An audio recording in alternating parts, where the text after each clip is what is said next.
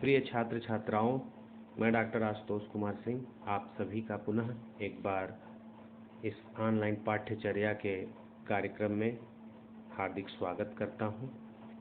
आज जिस महत्वपूर्ण विषय वस्तु पर चर्चा की जानी है उसका शीर्षक है कल्याणी के उत्तरकालीन पश्चिमी चालुक्य, जो दक्षिण भारत के राजनीतिक इतिहास का एक महत्वपूर्ण विषय वस्तु है और बीए द्वितीय सेमेस्टर तथा एमए चतुर्थ सेमेस्टर के छात्र छात्राओं के लिए यह बहुत ही उपयोगी सिद्ध हो सकता है। तो आइए हम सभी इस पर विचार मंथन करते हैं कि कल्याणी के उत्तरकालीन पश्चिमी चालुक्य कौन थे, उनके प्रमुख शासक कौन थे आदि।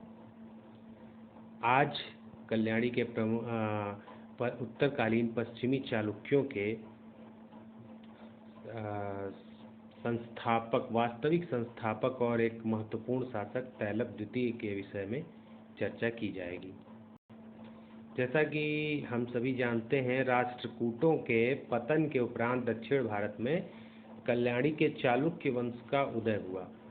विक्रमादित्य षष्ठ कालीन विल्हण कृत विक्रमांक देवचरित, महाकवि रन्न के गदा युद्ध तथा इसी वंश के प्रतापी शासकों व उनके सामंतों के कन्नड़ भाषाओं के अभिलेखों जैसे कैथोम अभिलेख, कल्याण का लेख आदि से तत्कालीन इतिहास पर प्रकाश पड़ता है। इन साक्ष्यों में उन्हें वातापी के चालुक्यों का वंशज बताया गया है और साथ ही साथ अयोध्या का मूल निवासी भी बताया गया है। किंतु चालुक्य कन्नड़ देश के मूल निवासी तो जरूर थे तथा अयोध्या के साथ जहाँ तक उनके संबंध जोड़ने की बात है तो यह काल्पनिक मत प्रतीत होता है। तो इनकी उत्पत्ति की, इस वंश के उद्भव की संक्षिप्त रूपरेखा के बाद हम अब इस वंश के प्रारंभिक प्रमुख शासक तैलप द्वितीय की बात करते हैं, जिसको कि तैल अथवा तैलप द्वितीय के नाम से भी इतिहास में जाना जाता है। इस शासक ने 973 ईस्वी से लेकर 997 ईस्वी तक अपना साम्राज्य सुदृढ़ रखा। कल्याणी के चालुक्यों का स्वतंत्र राजनैतिक इतिहास का आरंभ तैल अथवा तैलप द्वितीय के समय से होता है।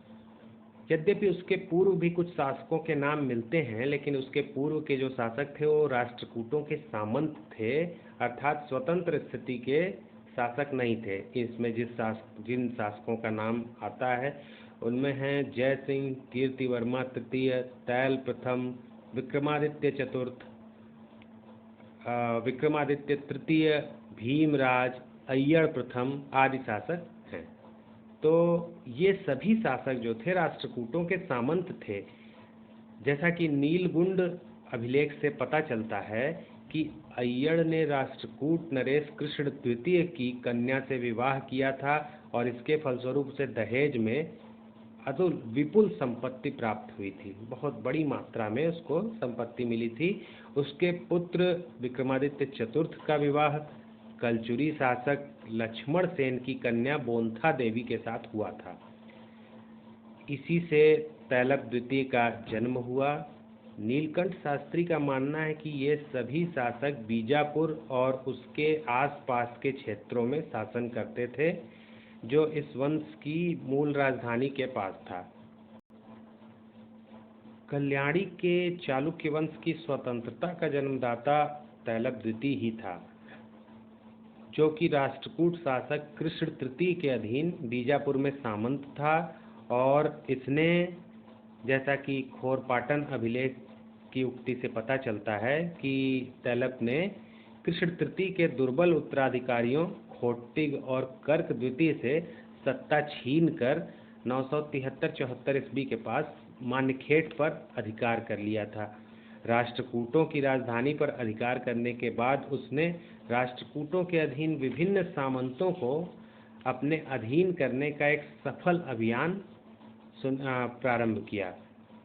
इस अभियान के अंतर्गत उसने जिन सामंतों को जो कि राष्ट्रकूटों के अधीन थे उनको पराजित किया अथवा किसी अन्य नीति से उनको अपनी ओर मिला लिया। उनमें सिमोगा के सामंत थे, बनवासी के सामंत थे, सेउड़ के यादव वंशी थे, लाट प्रदेश के लोग थे, गंग सामंत थे, नोलंब के पल्लव थे, सांदली के रट्ट थे और दक्षिणी कोंकण के शिलाहार थे। सिमोगा जिले के सोराव तालुक के सामंत शांति वर्मा, बनवासी क्षेत्र में कन्नप तथा उसके भ्राता शोभन रस और सेउड़ के यादव वंशी शासक भिल्लम द्वितीय ने तैलब द्वितीय की प्रभुसत्ता सहज ही स्वीकार कर ली। उसके सेनापति वारप ने लाट प्रदेश को जीत लिया। गंग सामंत पांचाल देव की उसने हत्या कर दी। इस युद्ध में उसे बेल्लारी के सामंत भूतिक देव से सहायता मिली थी। अतः प्रसन्न होकर तैलप ने भूतिक देव को आहो मल्ल की उपाधि प्रदान की और आहो मल्ल की उपाधि वह स्वयं भी धारण करता था। बेल्लारी के लेखों से उसका नोलंब पल्लव के ऊपर पूर्ण अधिकार प्रमाणित हो जाता है। बेलगांव जिले में सांदती के रट्ट और दक्षिणी कोंकण के शिलाहार वंशी शासक अवसर तृतीय अथवा उसके पुत्र रट्ट को भी तैलप ने अपने अधीन कर लिया। इस प्रकार तैलप द्वितीय ने गुजरात के अतिरिक्त राष्ट्रकूटों के स्वामित्व वाले शेष सभी भागों पर अपना अधिकार स्थापित कर लिया। राष्ट्रकूटों के सामंतों को अपने आधिपत्य में लाने के पश्चात जो उसने साम्राज्य विस्तार की नीति अपनाई, उसके तहत उसने चोलों को पराजित किया और परमार नरेश से भी संघर्ष किया, जिसमें उसको विजयश्री हासिल हुई। जहाँ तक चोल सत्ता से संघर्ष की बात की जाए तो एक लेख में उसे चोल रूपी शैल के लिए इंद्र के वज्र के समान बताया गया है, जो निश्चयतः ही उसकी मजबूत या प्रबल स्थिति का परिचायक है।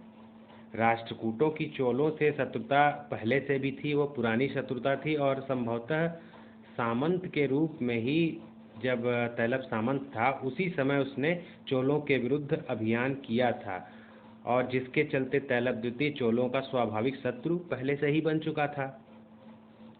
980 ईस्वी के लगभग उसने चोल शासक उत्तम चोल को पराजित कर दिया। उत्तम चोल के उत्तराधिकारी राजराज प्रथम द्वारा पहले से ही राष्ट्रकूटों के अधिकार क्षेत्र में शामिल गंगवाड़ी और नोलंबवाड़ी को विजित कर लेने के कारण अपनी महत्वाकांक्षा को तुष्ट करने के लिए तैलप को राजराज से भी संघर्ष करना पड़ा। बेल्लारी जिले से प्राप्त कोगली लेख से ज्ञात होता है कि आहो मल्ल अर्थात तैलप द्वितीय ने चोल नरेश को युद्ध में पराजित करके उसके 150 हाथियों को छीन लिया था। अब इस संबंध में चोल साक्ष्य भी मौन दिखाई देते हैं। ऐसे में इस संभावना से इनकार नहीं किया जा सकता है कि तैलप द्वितीय ने संभवतः चोल शासक को पराजित कर दिया था। और वह चोल शासक, जैसा कि उत्तम चोल को तो वह पहले ही पराजित कर चुका था, तो यह चोल शासक राजराज प्रथम था। तैलप के परमार वंश के साथ संघर्ष की बड़ी ही रोचक कथा का विवरण साक्ष्यों से मिलता है। कुछ साहित्यिक साक्ष्यों व अभिलेखों से तैलप द्वितीय के समकालीन परमार शासक मुंज से संघर्ष का पता चलता है। मेरुतुंग के द्वारा रचित प्रबंध चिंतामणि से ज्ञात होता है कि तैलप ने मुंज को जीतने का 6 बार असफल प्रयत्न किया। अंततः मुंज ने अपने मंत्री रुद्रादित्य की सलाह की उपेक्षा करते हुए एक सेना लेकर गोदावरी नदी को पार करके तैलप के ऊपर आक्रमण कर दिया। हालांकि अभी तक मुंज अपराजेय था, उसे तैलप ने प्रयास जरूर किया, जीतने की कोशिश की, लेकिन जीत नहीं पाया था। लेकिन इस बार वह अपने मंत्री की सलाह को न मानकर एक गलती कर बैठा और गोदावरी नदी पार करके एक सेना लेकर के उसने उल्टा ही तैलप पर आक्रमण कर दिया। और इसका परिणाम क्या हुआ कि प्रतापी परमार शासक मुंज पराजित हुआ और बंदी बना लिया गया। बंदी बनाकर जब वह राजधानी में लाया गया, उसे कारागार में डाला गया, तो कारागार में उसकी निगरानी के लिए तैलप द्वितीय की अधेड़ उम्र की विधवा बहन मृणालवती को नियुक्त कर दिया गया।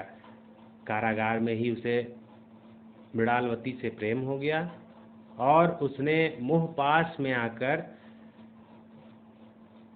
कारागार से अपने निकलने की एक गुप्त योजना का पर्दाफाश मृणालवती से कर दिया।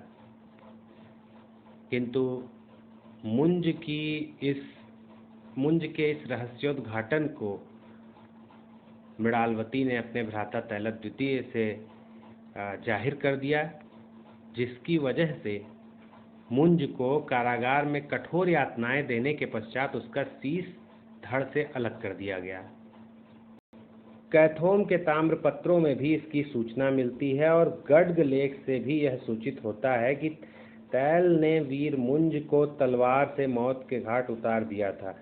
इसी प्रकार तैलप द्वितीय का सामंत, यादव सामंत जो भिल्लम द्वितीय था, उसने सामगनेर दानपत्र में बताया है कि उसने तैलप की ओर से मुंज के विरुद्ध युद्ध किया था। इन विवरणों से भी स्पष्ट हो जाता है कि तैलप द्वितीय ने युद्ध क्षेत्र में परमार नरेश मुंज को पराजित कर उसकी हत्या कर दी थी। इस प्रकार देखा जाए तो तैलप एक महान शक्तिशाली शासक था, जिसने अपने साम्राज्य का चातुर्दिक विस्तार किया। उसका साम्राज्य उत्तर में गोदावरी से नर्मदा नदी तक तथा दक्षिण में बेल्लारी तक, पश्चिम में दक्षिणी कोंकण प्रदेश तक विस्तृत हो चुका था। इसके अलावा उसने कुछ महत्वपूर्ण उपाधियों को भी धारण किया था।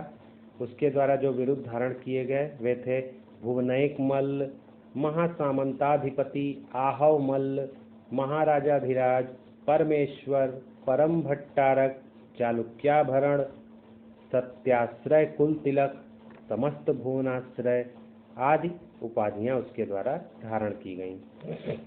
उसने लगभग 997 ईस्वी तक शासन किया और मान्यखेट उसकी राजधानी बनी रही, जो कि राष्ट्रकूटों की राजधानी थी, वह उसकी भी राजधानी बनी रही।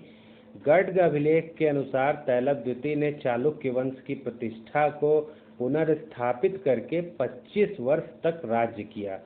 वह विद्वानों का महान संरक्षक भी था तथा उसने कन्नड़ भाषा की उन्नति में योगदान दिया। परवर्ती परंपरागत कन्नड़ कथाओं में तैलप द्वितीय को भगवान श्री कृष्ण का अवतार परिकल्पित किया गया है। इस प्रकार समग्र रूप से तैलप द्वितीय को कल्याणी के चालुक्य वंश का एक प्रतापी महत्वपूर्ण शासक घोषित किया जा सकता है।